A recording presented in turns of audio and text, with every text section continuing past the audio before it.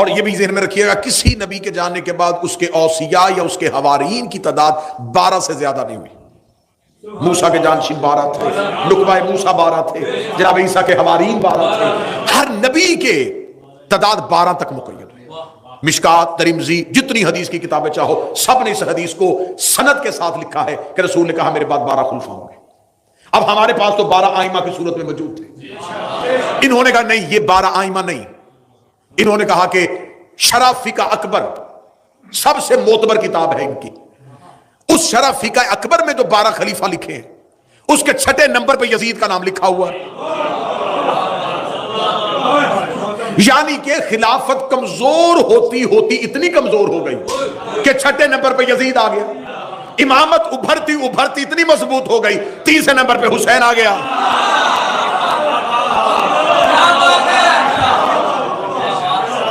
اب وہ جس نے مکہ کی پہاڑیوں پہ 2 بزرگ کھڑے تھے,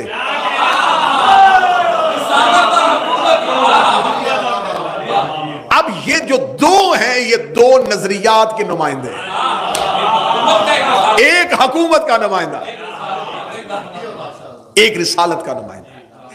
اب اس نے جب حاکم شام مرنے والا تھا تو اس نے 4 لوگوں کو بلایا شام اپنے پاس. اس میں سعید بن آس کو بلایا, حسین بن نمیر کو بلایا, ضحاک ابن قیس کو بلایا. اس نے کہا کہ میں اپنے بعد اپنے بیٹے یزید کو حاکم بنانا چاہتا ہوں, کوئی رستہ اختیار کرو. کیونکہ یہ انتہائی بد کردار تھا تو انہوں نے کہا کہ اس کی حکومت کو لوگ تسلیم نہیں کریں گے. ہم اگر جس طرح تیری حکومت ہم نے بزور پیسہ بزور درہم و دینار منوائی تھی نا, اگر ہم خزانوں کے منہ کھول بھی دیں تو 4 ایسے لوگ ہیں جن سے شدید خطرہ ہے. میں یہ تاریخ پڑھوں, اور میں نے پہلی مجلس میں کہا تھا کہ تاریخ کا مسلک نہیں ہوتا, تاریخ کسی فرقے سے نہیں ہوتی. انہوں نے کہا کون؟ انہوں نے کہا ایک حسین ابن علی, عبداللہ ابن عمر, عبد الرحمن بن ابی بکر اور عبداللہ ابن زبیر. کسی طریقے سے ان کو لالچ میں لو. یہ اپنی زندگی میں حاکم شام مکہ پہنچا حج کے دنوں میں, تو اس نے 4 افراد کے ساتھ علیحدہ علیحدہ ملاقات کی. اب جو تاریخ ابو الفدا, روضۃ الاحباب, یعنی کہ اہل سنت تواریخ سے میں پڑھ رہا ہوں, جو سب سے پہلی ملاقات اس نے کی وہ عمر کے بیٹے عبداللہ سے کی, عبداللہ ابن عمر سے. اس نے کہا کہ اگر میں اپنے بعد یزید کو خلیفہ بناؤں تو اسے کیسا دیکھتا ہے, تو اس کی خلافت کے بارے میں کیا خیال رکھتا ہے؟ ان کا آگے سے جواب یہ تھا, دیکھ مجھے تو حکومتوں کے ساتھ کوئی لینا دینا نہیں, میں گوشہ نشین آدمی ہوں, اگر سب نے تسلیم کیا تو میں بھی کر لوں. یہ ان کا جواب تھا, کیونکہ انہوں نے اس ایک اصول پہ خلافت پنتی دیکھی تھی.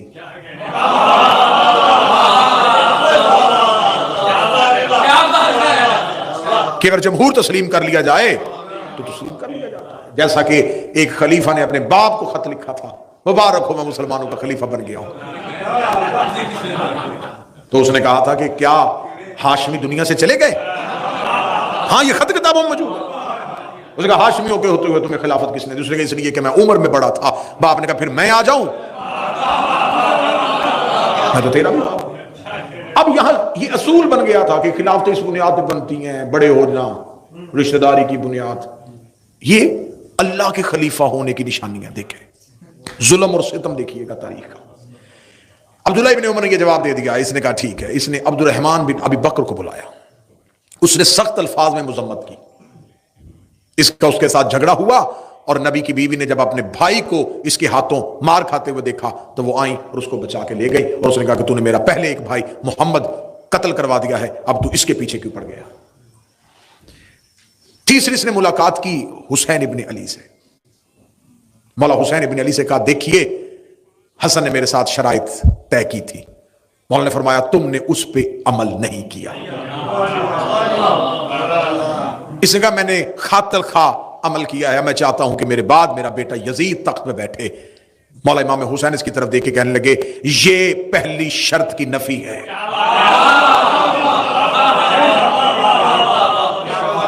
اللہ کی زمین پہ ہمارے ہوتے ہوئے کسی کو حاکم مسلط کرنا یہ کفر ہے. حسین ابن علی کا دشمن مورخ، دشمن، میں نے متعصب ترین مورخ اٹھا کے دیکھے، تبری جیسے لوگ اٹھا کے دیکھنے، ابن خلدون جیسے لوگوں کو اٹھا کے پڑھا ہے، تاریخ الخلفاء میں جلال الدین سیوطی کو اٹھا کے پڑھا ہے، انہوں نے کہا چاروں میں سے سب سے جاندار جواب حسین ابن علی کا تھا، جس میں دم تھا نا وہ جواب حسین ابن علی۔ آخر میں اس نے عبداللہ ابن زبیر کو بلایا، اس نے کہا تو کیا چاہتا ہے؟ اس نے کہا دیکھ میں تجھے 3 رستے دیتا ہوں، تینوں میں سے جس مرضی رستے کو انتخاب کر۔ اس نے کہا کون سا؟ اس نے کہا پہلا رستہ، کسی کو بھی بنا کے نہ جا، نامزد نہ کرنا، جیسے تو نے طاقت کے زور پہ خلافت لے لی تھی، اسے کہنا طاقت کے زور پہ خلیفہ بن جائے، تو نامزد نہ کرنا۔ یا دوسرا کام یہ کر، دوسرا کام جس طرح پہلے خلیفہ نے کیا تھا، تو کوئی کمیٹی بنا دے جس میں اپنے ہی افراد رکھ لے اور ان کو کہہ دینا کہ وہ اسے طے کر لیں، یہ گناہ تو اپنے سر نہ لے۔ اس نے جتنے بھی رستے دیے اس نے کہا مجھے ان میں سے کوئی بھی رستہ نہیں چاہیے۔ یہ سیخ پا ہو گیا، اور سیخ پا ہو کے یہ واپس چلا گیا۔ جب یہ واپس چلا گیا اور پھر اس کی جو موت واقعہ ہوئی ہے، کتابیں کہتی ہیں کہ یہ کنویں سے پانی لینے کے لیے، گھر کے اندر جو کنواں تھا وہاں سے پانی لینے کے لیے، تو کنویں کے اندر سے گیس نما چیز نکلی جس نے اس کے پورے چہرے کو جھلسا دیا۔ پھر اس کے بعد اتنی دیر زندہ رہا، لوگوں کے سامنے نہیں آتا تھا، اور اہل سنت کتابیں کہتی ہیں کہ یہ اپنے کمرے میں کہتا تھا کاش میں نے حجر بن عدی کا قتل نہ کیا ہوتا، کاش میں نے مال کے اشتر کو نہ مروایا ہوتا، کیونکہ حجر بن عدی وہ علی کا نوکر ہے جس کا تقوی عرب میں مشہور تھا، اور ایمان کی اس بلندی پہ تھا جب اس نے اس کے بیٹوں سمیت اس کو گرفتار کروایا اور قتل کروانے کے لیے جلاد کو تلوار دی، تو حجر بن عدی سے کہا کوئی وصیت؟ کہنے لگا میرے سامنے میرے بیٹوں کو قتل کر۔ اس نے کہا کیسا باپ ہے آنکھوں کے سامنے بیٹے مروا رہا ہے؟ اس نے کہا اس لیے قتل کروا رہا ہوں کہیں میرا قتل ہوتا دے کے علی کو چھوڑ نہ دے، اگر انہوں نے میرے بعد علی کو چھوڑ دیا میں علی کو کیا منہ دکھاؤں، بہتر یہ ہے انہیں پہلے مار تاکہ میں نسل کی وجہ سے شرمندہ نہ ہو سکوں۔ ایک پوری مجلس چاہیے حجر بن عدی کے عنوان پہ، کیسے کیسے علی کے باوفا نوکر تھے، اور اس حجر بن عدی کے قتل کی وجہ سے کہ رسول کی بیوی بھی ملامت کرتی تھی اور بددعائیں دیتی تھی کہ تو نے حجر کو قتل نہ کیا ہوتا، اتنا پرہیزگار تھا کہ علی کا دشمن بھی اسے اچھا سمجھتا تھا۔ اس نے کہا میں حجر کا قتل نہ کیا ہوتا، کاش میں نے مال کے اشتر کو زہر نہ دلوایا ہوتا۔ جب مال کے اشتر مصر کے گورنر بننے کے لیے جا رہے تھے تو اس نے رستے میں اپنے ایک شخص کو خریدا تھا اور اسے مال کے اشتر کا میزبان بنا کے شہد میں زہر ملا کے مال کے اشتر کو دے دیا تھا۔ اب اس کی موت واقع ہو جاتی ہے، جب موت واقع ہو جاتی ہے تو باپ کے بنائے ہوئے منصوبے کے تحت، اور جب یہ مرتا ہے تو بیٹا اس وقت گھر میں نہیں ہوتا، یہ شکار پہ گیا ہوتا ہے۔ وہ جن لوگوں کو اس نے بلایا ہوا تھا نا، ضحاک بن قیس اور حسین بن نمیر اور سعید بن عاص، یہ جلدی جلدی لوگوں کو اعلان کر دیتے ہیں کہ حاکم شام مر گیا ہے، اور وہ اپنی زندگی میں وصیت کر کے گیا تھا کہ میرے بعد میرے بیٹے یزید کی بیعت لے لینا، اور اس کے واپس آنے تک ہم اس کی بیعت لیتے ہیں۔ جب انہوں نے بیعت لینی شروع کر دی تو اب جہاں جہاں اس کے گورنر بیٹھے ہوئے تھے حاکم شام کے، ان کو ایک مراسلہ بھیج دیا گیا کہ جہاں جہاں بھی بیٹھے ہو یہیں پہ تعینات رہو اور لوگوں سے یزید کے ہاتھ میں بیعت لو۔ جب انہوں نے یزید کی بیعت کروانی شروع کر دی تو اب ایک مراسلہ مدینے پہنچا ہے، اور مدینے کے گورنر ولید بن عقبہ ملعون کو کہا گیا ہے کہ تم حسین ابن علی سے بیعت لو۔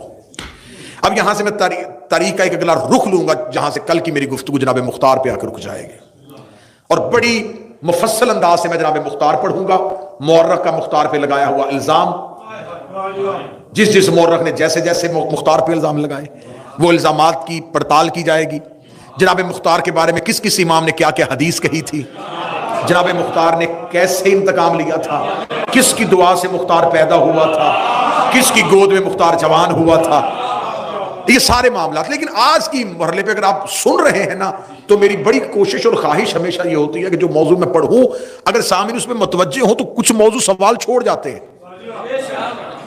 لیکن آپ کا سوال نہ پوچھنا اس بات کی دلیل ہے کہ آپ صرف مجلس سمجھ کے سن رہے ہیں، کیونکہ 1 گھنٹے میں یا 45 منٹ کے تمام چیزوں کو کور کرنا مشکل ہو جاتا ہے، سوالات ادھورے رہ جاتے ہیں۔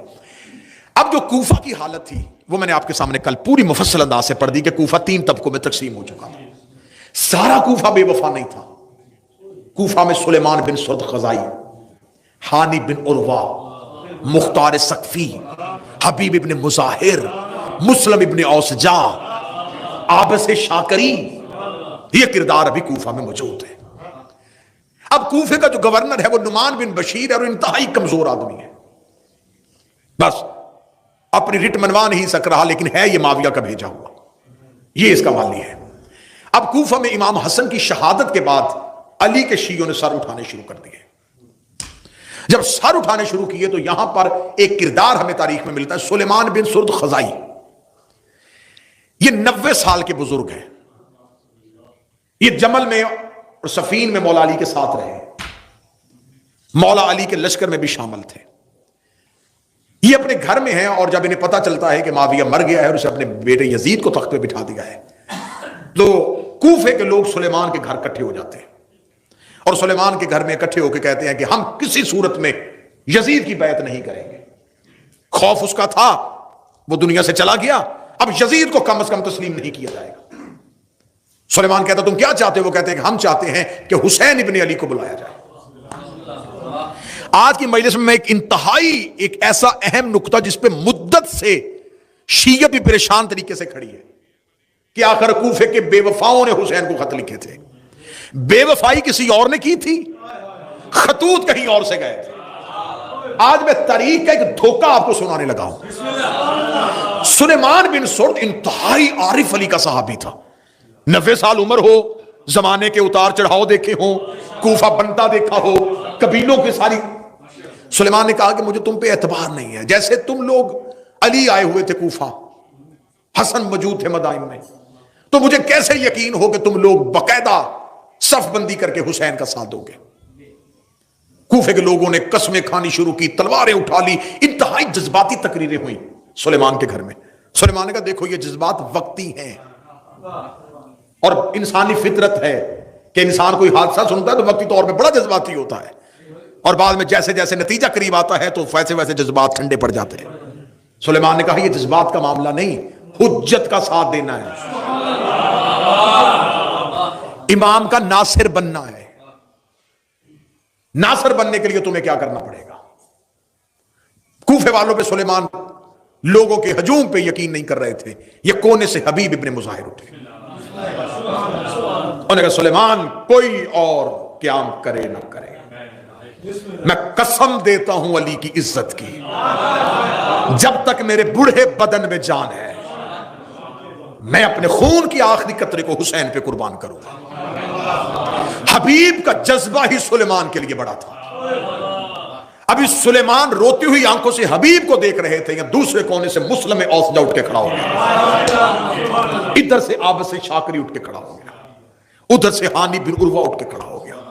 جب یہ مجاہدین اٹھ کے کھڑے ہوئے ہیں نا، اب سلیمان کو حوصلہ ہو گیا کہ یہ وہ لوگ ہیں جو ساتھ نہیں چھوڑیں گے۔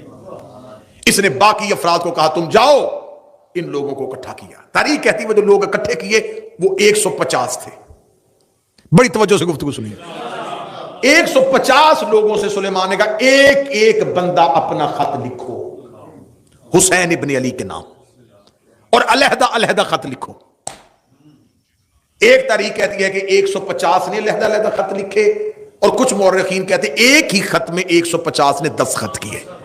علیحدہ لکھے یا اکٹھے لکھے یہ طے ہے کہ 150 کی رضامندی شامل ہو گئی۔ ادھر سے امام حسین مدینہ چھوڑ چکے تھے۔ یہ ذہن میں رکھیے جب حسین مدینہ چھوڑ کے آ رہے تھے اس وقت امام حسین نے ایک بھی اعلان نہیں کیا کہ میں کوفے جا رہا ہوں۔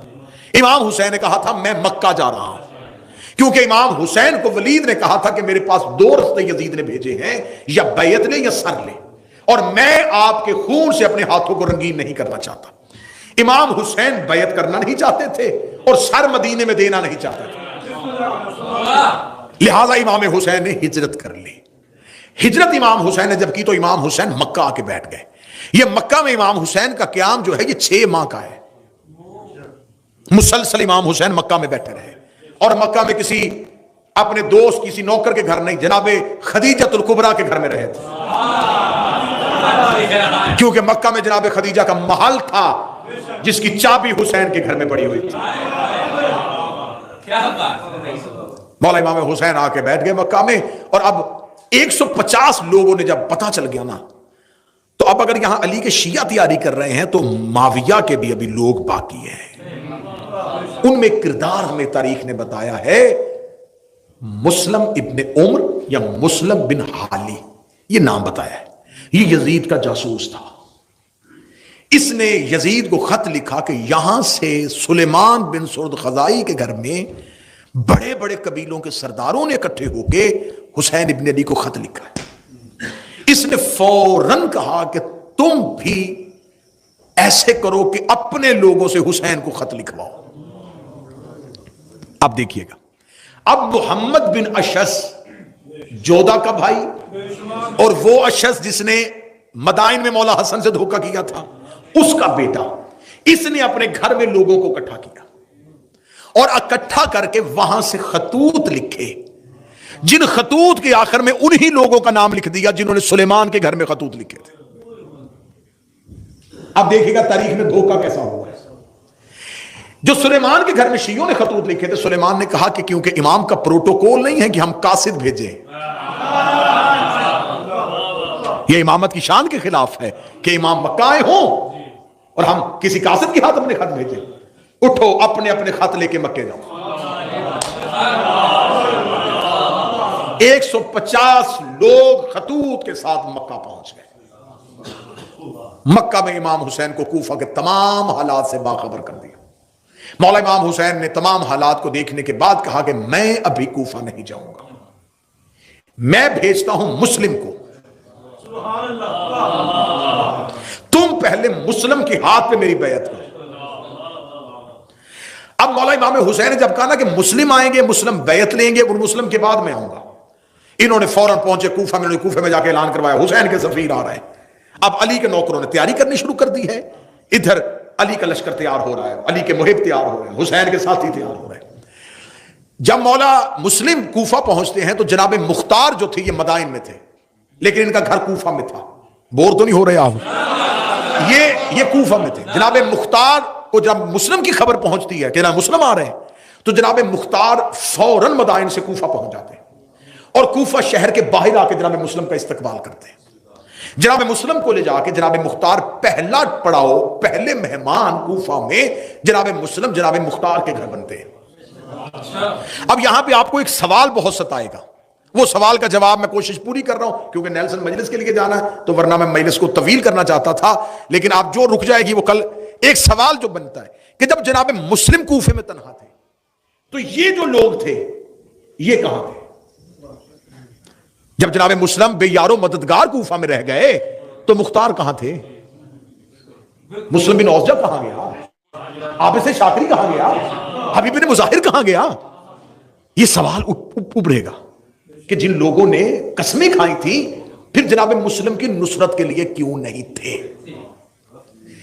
ये एक ऐसी वजह थी, एक ऐसा राज था जिसका मुअर्रिख ने फायदा उठा के हुसैन के हर साथी को बेवफा करार दे दिया और यह कह दिया सारा ही कूफा फिर गया था, सब ने ही धोखा कर लिया था और आज तक हमारे गले पे एक इल्जाम लटकाया जा रहा है, हुसैन के कातिल शिया है। मुअर्रिख ने बहुत बारीक बीनी से काम लिया है कि कत्ले हुसैन कूफा के शियों के खाते डाला जाए, और इसी बारीक बीनी के लिए मुआविया यजीद ने कहा था अपने लोगों से हुसैन के नौकरों के नाम पे खत लिखवाओ कि बुलवाओ हुसैन को नौकरों के नाम पे, फिर आगे हमारा लश्कर होगा वो हुसैन को कत्ल कर देंगे, तारीख से लिखवा देंगे ना हमने बुलाया था ना हम जानते थे, वो तो अपने शियों के कहने पे आए थे। जैसे शियों ने अली के साथ अली के लश्कर में बेवफाई कर दी थी, हसन के साथ कर दी थी, उन्हीं ने तो हुसैन मार दिया। लेकिन वो क्या जानते थे कि आगे हुसैन जैसा इमाम है। उन्होंने जनाब मुस्लिम मिनील को भेजा। बात यहीं तक आज की हद तक रुक जाएगी और कल यहां से हम नया मोड़ लेंगे। तो कहां थे और इन्होंने क्या क्यों ना किया, और जनाब मुस्लिम बिन अकील जब कूफा में रुक गए तो कूफा में उसके राज क्या थे, और यहीं से कल से गुफ्तगू तो मैं मौजू करके आ गया।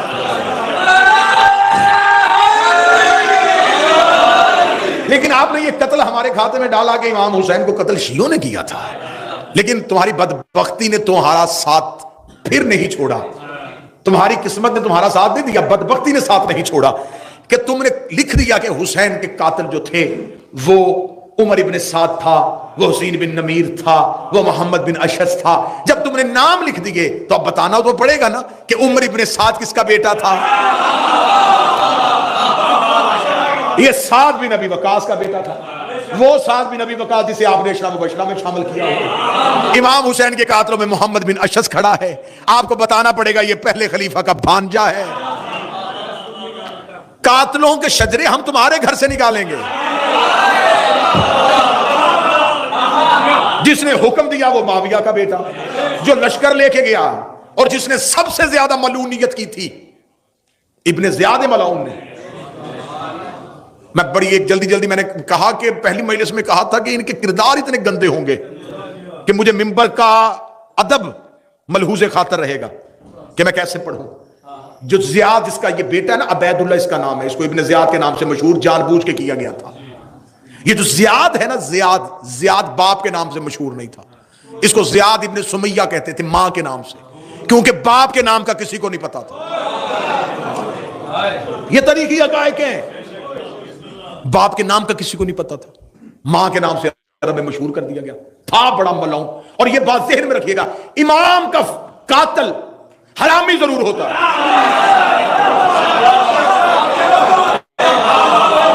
یہ بات طے ہے۔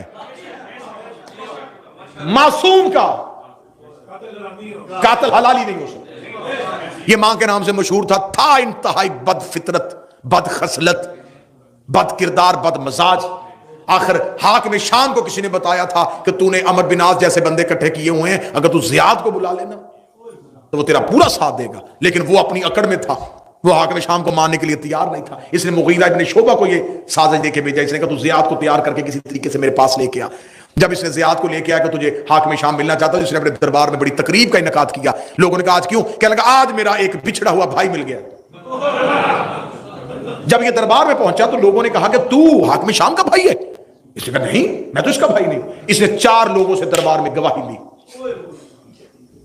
کہ اس کا باپ میرا باپ ہے۔ اور یہ تاریخی حقائق ہے، میں نے آپ کے سامنے پہلے۔ اور اس نے مغیرہ ابن شعبہ کو کاندھا مار کے کہا تھا کہ تو مجھے یہاں گالیاں دلوانے کے لیے لے کے آیا تھا، کہ یہ گالی ہے نا کہ بھرے دربار میں یہ کہہ رہا ہے۔ اور اس نے 4 لوگوں سے قرآن پہ قسم دلوائی، اور وہ بات آپ کبھی ممبر کے علاوہ مجھ سے پوچھ لیجئے گا، میں پورا آپ کو واقعہ سنا دوں گا کہ انہوں نے کس انداز میں گواہی دی اور اس کو کس طرح اس کے ساتھ بھائی کے رشتے سے جوڑا، اور انہوں نے تسلیم کر لیا کہ میرا بھائی ہے۔ تو قاتل حسین تو تمہارے بھائی تھے، تو اگر تم نے ہمارے کھاتے میں ڈال دیا ہے تو پھر ہم لعنت کریں، تمہیں تکلیف کیا ہے؟